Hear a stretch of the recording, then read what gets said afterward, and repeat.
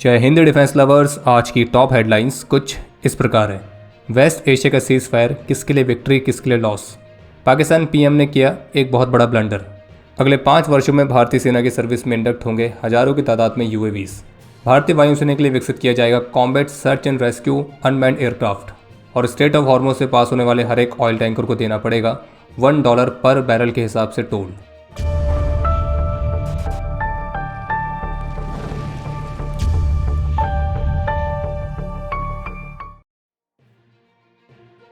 तो आखिरकार पूरी सिविलाइजेशन को खत्म कर देने वाली एक बड़ी धमकी के बाद यूएस और ईरान 2 सप्ताह तक के सीज फायर के लिए सहमत हो गए हैं। और भारत ने भी इस सीज फायर वाली अनाउंसमेंट का स्वागत किया और ये भी कहा है कि भारत शांति के लिए हमेशा समर्थन देता रहा है और उम्मीद करता है कि वेस्ट एशिया के प्रयास यूक्रेन में भी शांति स्थापित करने में सहायक होंगे। लेकिन इस सीज फायर के अनाउंसमेंट के कुछ घंटों के बाद ही ईरान के लवन ऑयल रिफाइनरी में फिर से हमला होने की रिपोर्ट सामने आई थी। और इसके बाद फिर ईरान ने भी जवाबी कार्रवाई में यूएई और कुवैत के ऊपर मिसाइल और ड्रोन से हमले किए हैं। और यूएई की तरफ से बताया गया कि आज 8 अप्रैल को उनके एयर डिफेंस सिस्टम ने 17 बैलिस्टिक मिसाइल्स और 35 यूएवीज को इंगेज किया है, जो कि ईरान की तरफ से लॉन्च किए गए थे। जबकि इसी बीच तेहरान में स्थित इंडियन एम्बेसी ने भी एक स्ट्रॉन्ग एडवाइजरी जारी करते हुए ईरान में मौजूद भारतीय नागरिकों से एम्बेसी की कोऑर्डिनेशन के साथ और एम्बेसी द्वारा सुझाए गए रास्तों का उपयोग करते हुए ही जितना जल्दी हो सके उतना जल्दी ईरान को छोड़ने का आग्रह किया है। और ये भी कहा है कि एम्बेसी से प्रायर कंसल्टेशन और कोऑर्डिनेशन के बिना किसी भी इंटरनेशनल लैंड बॉर्डर की तरफ अप्रोच करने का प्रयास ना करें। और ध्यान देने वाली बात यह है कि कल 7 अप्रैल को भी भारतीय एम्बेसी की तरफ से जो एडवाइजरी जारी की गई थी कि अगले 48 घंटे बहुत ही क्रूशियल हैं, तो सभी घर के अंदर रहें। और आज जो एडवाइजरी जारी की गई है उसमें जितना जल्दी हो सके उतना जल्दी ईरान को छोड़ने की बात की गई है। और यूएस और ईरान दोनों ही इस सीज फायर को अपनी अपनी विक्ट्री की तरह क्लेम कर रहे हैं। ईरान की स्टेट मीडिया के मुताबिक ईरानियन गवर्नमेंट ने जो 10 पॉइंट की कंडीशंस रखी थी तो उसे यूएस ने स्वीकार कर लिया है। और उस 10 कंडीशंस में एक कंडीशन ये भी थी कि जो स्ट्रेट ऑफ हॉर्मुज़ है उस पर ईरान का कंट्रोल लगातार बना रहेगा। ईरान के यूरेनियम इनरिचमेंट को यूएस स्वीकार करेगा। इसके अलावा सभी फ्रंट पर वॉर को रुकाने की बात भी की गई थी, जिसमें लेबनान में चल रहा कॉन्फ्लिक्ट भी शामिल है। और इस तरह की 10 पॉइंट कंडीशंस थी। अब ईरान के दावे के मुताबिक अगर यूएस ने 10 पॉइंट वाली कंडीशंस को स्वीकार कर लिया है तो इस हिसाब से यूएस मिलिट्री जिस ऑब्जेक्टिव के साथ लड़ रही थी तो वो ऑब्जेक्टिव उनके शायद अभी पूरे नहीं हुए। वहीं दूसरी तरफ इजराइल ने क्लियरली कहा है कि लेबनान में उसके जो ऑपरेशन है वो लगातार जारी रहेंगे और जो जारी भी हैं। और आज 10 मिनट में इजराइल के डिफेंस फोर्सेस ने लेबनान में अभी तक की सबसे लार्जेस्ट कोऑर्डिनेटेड स्ट्राइक को भी कंप्लीट किया है, जिसमें 100+ हिजबुल्लाह के हेडक्वार्टर्स, मिलिट्री एरेज और कमांड एंड कंट्रोल सेंटर्स को स्ट्राइक किया गया है। इसके अलावा भी कंफर्म किया गया कि ईरान और ओमान स्ट्रेट ऑफ हॉर्मुज़ से पास होने वाली शिप्स पर अब एक फीस चार्ज करेंगे और इस पैसे का इस्तेमाल किया जाएगा ईरान के रिकंस्ट्रक्शन में। फिलहाल अभी इमीडिएटली ये क्लियर नहीं है कि ओमान उस पैसे का क्या करेगा। जहाँ तक आप सभी इस बात से तो अवगत होंगे ही कि जब से ये यूएस और ईरान की सीज फायर की अनाउंसमेंट हुई है तो उसके बाद से ही या फिर यूँ कहें उससे पहले से ही दलाल नेशन पाकिस्तान एक अलग ही तरह के नैरेटिव को सेट करने में लगा हुआ है। और कमाल की बात यह है कि इस नैरेटिव में पाकिस्तान को एक अच्छा खासा एडवांटेज मिल सकता था अगर पाकिस्तान के प्रधानमंत्री एक ब्लंडर नहीं करते तो। कि सीज फायर की घोषणा से थोड़ी देर पहले पाकिस्तान के प्रधानमंत्री के ऑफिशियल एक्स हैंडल से एक पोस्ट की गई थी, जिसमें यूएस के प्रेसिडेंट से आग्रह भी किया गया था कि इस डेडलाइन को 2 सप्ताह के लिए एक्सटेंड कर दो और बाकी शांति स्थापित करने की बातें की गई थी। लेकिन इस पोस्ट के सबसे पहले वाले लाइन में लिखा था draft Pakistan PM message on x, जिसे बाद में एडिट करके हटा दिया गया। पर चूंकि वो एडिट की गई थी तो इसलिए हिस्ट्री में वो दिख रहा था। और अब वो जो पोस्ट है वो पूरी तरह से डिलीट करके दोबारा से नई लगा दी गई है। पर तब तक उसके स्क्रीनशॉट्स ऑलरेडी हो चुके थे, वो मीडिया में फैल चुका था। और ये प्रश्न उठने लगे कि पाकिस्तान के प्रधानमंत्री जो ट्वीट कर रहे हैं तो इसका जो ड्राफ्ट है ये आ कहाँ से रहा है। क्योंकि अगर पाकिस्तानी गवर्नमेंट के किसी डिपार्टमेंट ने लिखा होता तो उसमें पाकिस्तान पीएम नहीं होता, केवल ये होता पीएम मैसेज ऑन एक्स। लेकिन इसमें लिखा है Pakistan PM message on x. और बस यही बहुत बड़ा ब्लंडर है जो किसी तरफ इशारा करता है कि पाकिस्तान के प्रधानमंत्री कुछ और नहीं, बस वही कर रहे हैं जो कि शुरू से कर रहे हैं, दलाली। और यहीं से साबित हो गया कि क्यों पाकिस्तान के रक्षा मंत्री ने कहा था कि जो अमेरिका है वो पाकिस्तान को एक टॉयलेट पेपर की तरह इस्तेमाल करता आया है, यूज़ एंड थ्रो। और कई दशकों तक पाकिस्तान ने अमेरिका का डर्टी वर्क किया है। अब एक इंटरेस्टिंग चीज़ और देखने को मिली है कि भारत में अपोजिशन भारत की सरकार को ब्लेम कर रही है कि भारत की फॉरेन पॉलिसी फेल हो गई है, ये एक बहुत बड़ा सेटबैक है। वहीं दूसरी तरफ पाकिस्तान की अपोजिशन पाकिस्तान की गवर्नमेंट को ब्लेम कर रही है, जिसमें विशेष रूप से पाकिस्तान के अपोजिशन लीडर बिलावल भुट्टो ही कहते हुए देख रहे हैं कि 70 वर्षों में पहली बार ऐसा हुआ था जब पाकिस्तान को दुनिया एक मीडिएटर की तरह देख रही थी। लेकिन हमारे कमाल के पीएम ने क्या करा, कॉपी पेस्ट वाला जो प्री रिटन ड्राफ्ट था तो उसको एज इट इज़ पोस्ट कर दिया और उस एक क्लिक से हम एक इंटरनेशनल लाफिंग स्टॉक बन गए। और प्रश्न तो ये भी उठाया जा रहा है कि पाकिस्तान के प्रधानमंत्री का जो ट्विटर अकाउंट है इसे चला कौन रहा है। पाकिस्तान के कुछ अपोजिशन लीडर ये भी कह रहे हैं कि हमें तो ये समझ में नहीं आ रहा कि हम सेलिब्रेट किस चीज़ को कर रहे हैं, हमने तो वही करा है जो कि यूएस ने हमको करने के लिए कहा था और इसके बदले पाकिस्तान को मिला क्या है। यानी कि पाकिस्तान की अपोजिशन पाकिस्तानी गवर्नमेंट को ब्लेम कर रही है कि ये कोई मध्यस्थता नहीं थी, बल्कि ये तो एक तरह से यूएस के ऑर्डर्स फॉलो करने वाली बात है, जैसे कि मालिक ने कहा और नौकर ने वैसा कर दिया।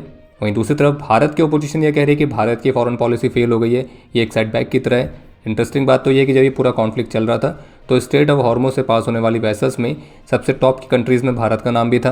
भारत अपने इंटरेस्ट को हर तरह से सेव करके रखा हुआ था। वहीं पाकिस्तान जो कि मध्यस्थता करने का दावा कर रहा था, तो उसके वहाँ महंगाई का जो स्तर है वो किस लेवल का है वो आप सभी को पता ही है, जहाँ स्मार्ट लॉकडाउन लगाने की ज़रूरत पड़ जा रही है। बाकी पाकिस्तान और भारत ही नहीं बल्कि इजराइल और यूएस में भी जो अपोजिशन है वो अपने अपने गवर्नमेंट को ब्लेम कर रही है। जैसे कि इजराइल के जो अपोजिशन लीडर हैं तो उन्होंने इजराइल के प्रधानमंत्री पर यह आरोप लगाया कि रिसेंट के सिक्योरिटी क्राइसिस को जिस तरह से हैंडल किया गया है स्पेशली ईरान वाले मामले में, तो ये इजराइल के इतिहास में एक पॉलिटिकल डिजास्टर है।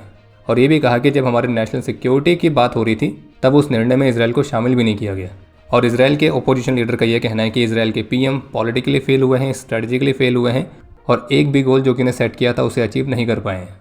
वहीं यूएस में जो अपोजिशन में है वो बार बार 25th अमेंडमेंट के तहत प्रेसिडेंट ट्रंप के रिमूवल वाली बातें कर रहे हैं। और रही बात इस दलाली वाले काम की, तो अमेरिका को अच्छी तरह से पता है कि एकमात्र देश पाकिस्तानी है जो कि इस दलाली वाले काम को बहुत अच्छे से कर सकता है अमेरिका के बिहाफ में, क्योंकि अमेरिका जैसा कहेगा पाकिस्तान बिल्कुल वैसा ही करेगा। जो एक एक्चुअल मीडिएटर होता है उसका अपना एक इंडिपेंडेंट इन्फ्लुएंस होता है, वो आउटकम्स पर अपना प्रेशर डाल सकता है, इन्फ्लुएंस दे सकता है और नेगोशिएशंस के जो टर्म्स हैं उनको शेप दे सकता है, तब आप उसे कहेंगे एक मीडिएटर। लेकिन पाकिस्तान जो कर रहा था तो बस वो था एक जगह से दूसरी जगह पे मैसेज का आदान प्रदान करना। और पाकिस्तान का यहाँ पे कोई इंडिपेंडेंट इन्फ्लुएंस नहीं है, हर किसी को पता है, बल्कि यहाँ पे पाकिस्तान अमेरिका की एक बहुत बड़ी स्ट्रेटजी के साथ अलाइन था और जो दलाल नेशन का इसको नाम मिला है वो परफेक्टली फिट होता है। जबकि इसके अलावा अमेरिकन मीडिया आउटलेट एक्सियोस का कहना है कि यूएस और इसराइल के ऑफिशियल्स भी प्रेसिडेंट ट्रंप के इस अचानक से लिए गए सीज फायर वाले फैसले से सरप्राइज हैं और प्रेसिडेंट ट्रंप की जो सबसे क्लोज एलाइज हैं उनको भी इस तरह के निर्णय के बारे में पता नहीं था। और मल्टीपल इनसाइडर्स ये मान रहे थे कि सीज फायर वाला ऑफर रिजेक्ट कर दिया जाएगा, लेकिन अचानक से उसे स्वीकार कर लिया गया। जबकि पेंटागन के अंदर जो ऑफिशियल्स हैं वो एक बड़े बॉम्बिंग कैंपेन की तैयारी कर रहे थे। बाकी एक तरफ यूएस प्रेसिडेंट की तरफ से ईरान को सैंक्शंस में छूट देने की बात की गई है, वहीं दूसरी पोस्ट में यूएस प्रेसिडेंट ने यह कहा है कि जो भी कंट्रीज ईरान को मिलिट्री वेपन सप्लाई करेगी तो उस पर यूएस तुरंत ही 50% तक का टैरिफ लगाएगा। आज भारतीय सेना प्रमुख जनरल उपेंद्र द्विवेदी ने HAL की फैसिलिटी को विजिट किया था और जहां उन्होंने भारत के स्वदेशी लाइट कॉम्बैट हेलीकॉप्टर प्रचंड से सॉर्टी भी कंडक्ट करी थी। इसके अलावा उन्होंने भारत के LCH, RUAV और ALH फ्लाइट हैंगर्स को भी विजिट किया। और इस विजिट को लेकर HAL के ऑफिशियल एक्स हैंडलर से जो पिक्चर्स शेयर की गई हैं तो उसमें HAL का जो RUAV है वो एक बिल्कुल नई शेप में दिखाई दे रहा है। इसके अलावा आज GE एरोस्पेस के एक हाई लेवल डेलीगेशन ने भी बेंगलुरु में HAL को विजिट किया था और इस विजिट के दौरान GE F404 जेट इंजन्स और GE F414 jet engine program तो इनकी प्रोग्रेस को डिस्कस किया गया है। और बाकी भारतीय वायुसेना की जो तेजस मार्क 1 फाइटर्स की फ्लीट है तो उसको भी फ्लाइंग क्लियरेंस मिल चुका है। हिंदुस्तान टाइम्स की रिपोर्ट के मुताबिक अगले 5 वर्षों में अपनी बैटलफील्ड कैपेबिलिटीज को बढ़ाने के लिए भारतीय सेना स्वदेशी तौर पर बनाए गए कई हजार की तादाद में अनमैन्ड एरियल सिस्टम्स और लॉयटरिंग म्यूनिशंस को इंडक्ट करेगी। बाकी द प्रिंट की तरफ से भी एक रिपोर्ट जारी की गई है जिसमें बताया गया है कि जो भारत की मिलिट्री का थिएटराइजेशन वाला प्लान है तो उसको अंतिम रूप दिया जा रहा है। और इस रिपोर्ट में सोर्सेस के हवाले से बताया गया कि इस थिएटराइजेशन वाली योजना के तहत जो पाकिस्तान पर फोकस करने वाला वेस्टर्न थिएटर होगा तो उसको हेड करेंगे एयरफोर्स ऑफिसर, जबकि नॉर्दर्न थिएटर फोकस करेगा चीन पर और उसके प्रमुख रहेंगे एक आर्मी ऑफिसर। और रही बात मैरीटाइम थिएटर कमांड की तो ऑब्वियसली उसके हेड होंगे नेवी ऑफिसर। लेकिन इस रिपोर्ट में ये भी कहा गया है कि ये जो पोजीशंस हैं तो इनमें बदलाव करने का प्रावधान भी रखा गया है और इसमें किसी भी रोटेशन बेसिस पर चेंजेस हो सकते हैं। बाकी मिलिट्री के अंदर इस थिएटराइजेशन की रूपरेखा को अंतिम रूप देने का काम चल रहा है और एक बार ये प्रक्रिया पूरी हो जाने पर रक्षा मंत्रालय और देश के सर्वोच्च नेतृत्व द्वारा इसकी समीक्षा की जाएगी और फिर इसके बाद इसे आखिरकार एक अंतिम रूप दिया जाएगा और फिर इसे लागू किया जाएगा। बाकी सभी थिएटर कमांड्स के पास डेप्यूटी कमांडर्स भी होंगे जो कि अलग अलग सर्विस से होंगे। इसके अलावा एक अपडेट यह है कि भारतीय वायुसेना के लिए एक unmanned combat search and rescue aircraft के तौर पर एक रनवे इंडिपेंडेंट UAV को विकसित करने पर काम चल रहा है और जिसे पायलटेड एयरक्राफ्ट को रिस्क में डाले बिना एयर क्रू को रेस्क्यू करने जैसे मिशंस में इस्तेमाल किया जा सकता है। और ये जो स्वदेशी ऑटोनोमस सिस्टम होगा तो ये लॉजिस्टिक मटेरियल्स और अन्य सप्लाईज को फॉरवर्ड एरियाज तक डिप्लॉय करने में भी इस्तेमाल किया जाएगा।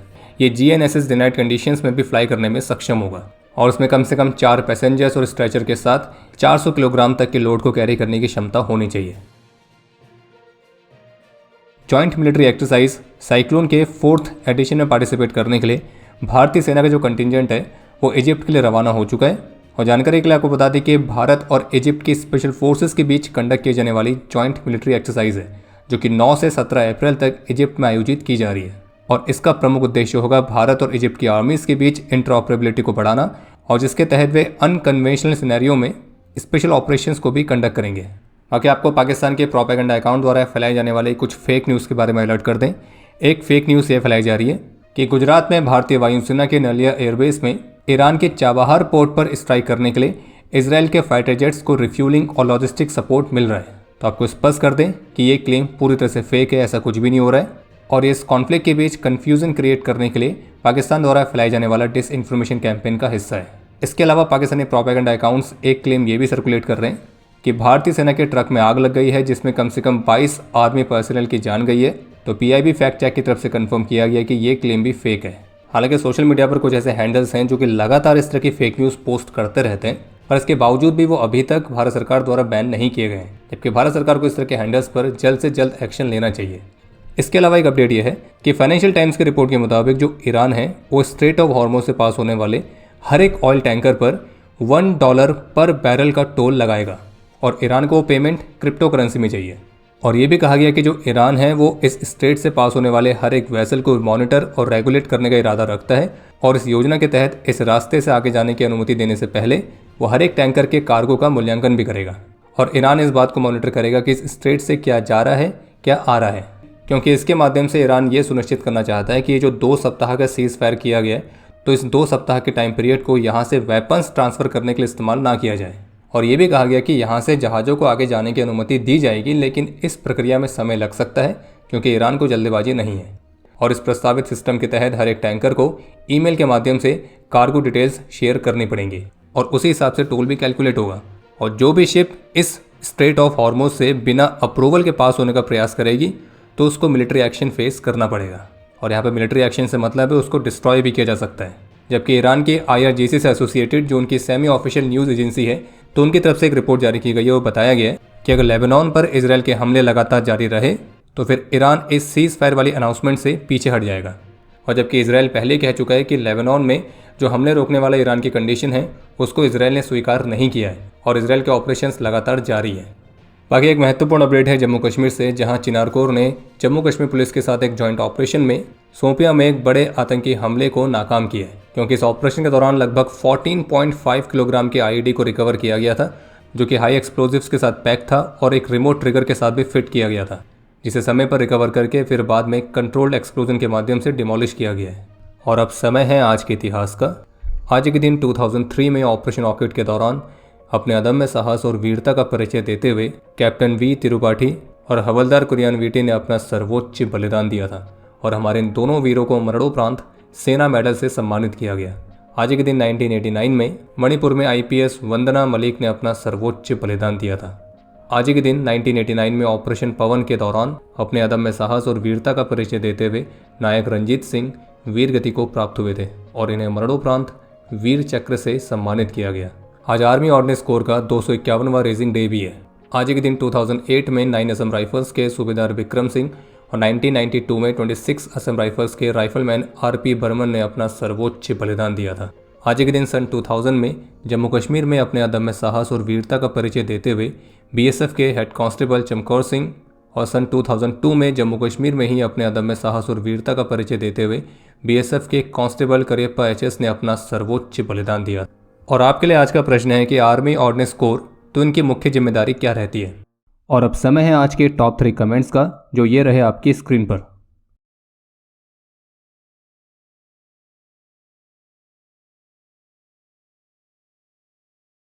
उम्मीद है आपको आज का एपिसोड पसंद आया होगा।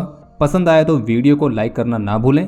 आपके कोई भी सुझाव या सवाल हो तो उसके लिए कमेंट सेक्शन ओपन है। और अगर आप डिफेंस रिलेटेड और भी एक्सक्लूसिव कंटेंट में दिलचस्पी रखते हैं तो आज ही प्ले स्टोर से डिफेंस स्क्वाड की सुपर ऐप को डाउनलोड करना ना भूलें। और अगर आप चैनल पर पहली बार आए हैं तो squadron.in पे जाके हमारे नए डिज़ाइंस को भी चेकआउट जरूर करें। बाकी जल्द मिलेंगे नए एपिसोड के साथ। तब तक के लिए जय हिंद, जय भारत।